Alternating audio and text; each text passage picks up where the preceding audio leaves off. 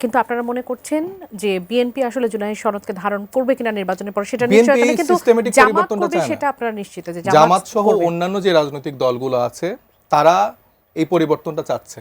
আচ্ছা, এখন পর্যন্ত মনে হচ্ছে যে তাদের সঙ্গে আপনাদের এই জায়গাগুলোতে আসন ভাগাভাগির বাইরেও এই জায়গাগুলোতে মূলত এইটার কারণে, কারণ আমরা যখন একা লড়াই করছি, জাহিদ ভাই থেকে শুরু করে আমাদের যারা সিভিল সোসাইটির লোকজন থেকে শুরু করে পলিটিশিয়ান যারা আছে, তারা কেউ আসলে সাপোর্ট করছে না। তারা সবসময় এই গালিগালাজ করছে, এই এটা পারলো না কেন, হলো না কেন। কিন্তু আপনারা আমাদের জন্য তো কোনো পরিবেশই তৈরি করে দিলেন না। আমি সাইফ এবং অন্যদের ইমোশনকে শ্রদ্ধাও করি, কিন্তু আমি কয়েকটা ক্রুড রাজনৈতিক কথা বলি, খুব ক্রুড।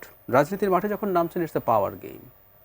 পুরোনো বন্দোবস্ত ধরুন, পুরোনো বন্দোবস্ত আপনার নতুন বন্দোবস্ত আসতে দিতে চাইছে না, আপনি ধরে নেন জাহিদও পুরোনো বন্দোবস্তই চায়, ধরে নেন। আমি যে কথাটা বলতে চাইছি, যদি পুরোনো বন্দোবস্ত আপনাকে জায়গা না করে দেয়, আপনার নতুন বন্দোবস্তের আলাপ যদি মানুষের কাছে ক্রেডিবল হয়, সেটা আসলে আপনাকে অর্জন করতে হবে।